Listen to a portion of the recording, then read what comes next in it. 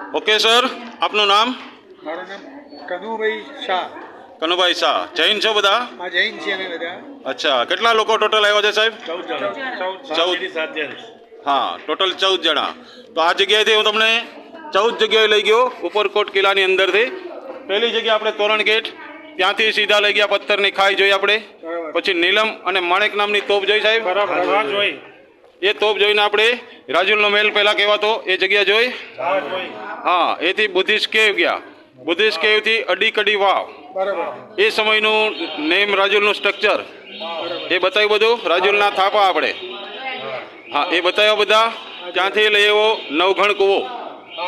નવઘણ કૂવામાં સાહેબ જોયું બધું? જોયું બધું. હા, અને ત્યાંથી આપણે ગયા નવઘણ કૂવેથી સીધા અનાજ ભંડાર, હા, અનાજના કોઠા આપણે.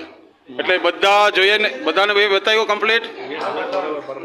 તો બધા લોકો ખુશ છો તમે? અને બીજી વાર હા, બીજી વાર પ્રવાસમાં આવશો જુનાગઢ? ઓકે સર, પ્રવીણભાઈ ગાઈડને જ તમારો અહીંયા જે માહિતી રાખીશું. ઓકે. અને પ્રવીણભાઈએ જે સમજાવ્યું છે ખરેખર બહુ સરસ સમજાવ્યું છે અને એકદમ લાક્ષણિક શૈલીમાં એમને સમજાવ્યું કે જેથી દરેક નાનાથી મોટા બધાને ખબર પડી જાય. ઓકે. તો અમે નેક્સ્ટ ટાઈમ બી આવીશું તો તમને જ કોલ કરીશું. ઓકે, તો બધા ખુશ? જય નેમિનાથ. જય નેમિનાથ. જય જય ગરવી ગુજરાત.